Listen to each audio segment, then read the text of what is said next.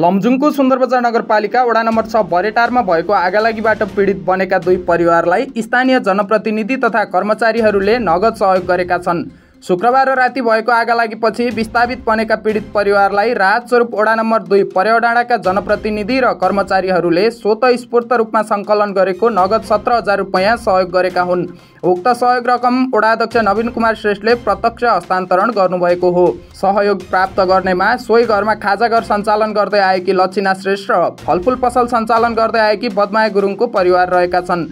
लक्षिना श्रेष्ठको परिवारमा श्रीमानसहित 3 सन्तान छन् भने बदमाया गुरुङको परिवारमा 1 छोरा र श्रीमान छन्।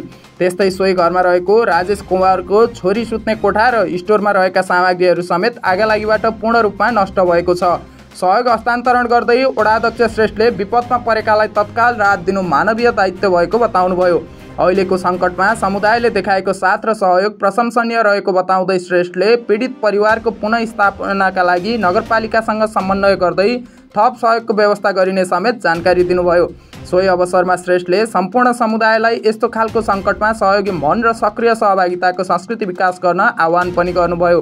उक्त सहयोगले आगलागीबाट सम्पूर्ण घर गुमाएका दुई परिवारलाई तत्काल आवश्यक दैनिक आवश्यकता पुरा गर्न केही राहत मिलेको छ। यद्यपि दुवै परिवार अस्थायी आवासमा रहेका छन् र दीर्घकालीन पुनःस्थापनाका लागि थप सहयोग आवश्यक छ। नगरपालिका र सरकारवाला निकायहरूद्वारा थप राहत तथा सहायता जुटाउन पहल भइरहेको जनाइएको छ।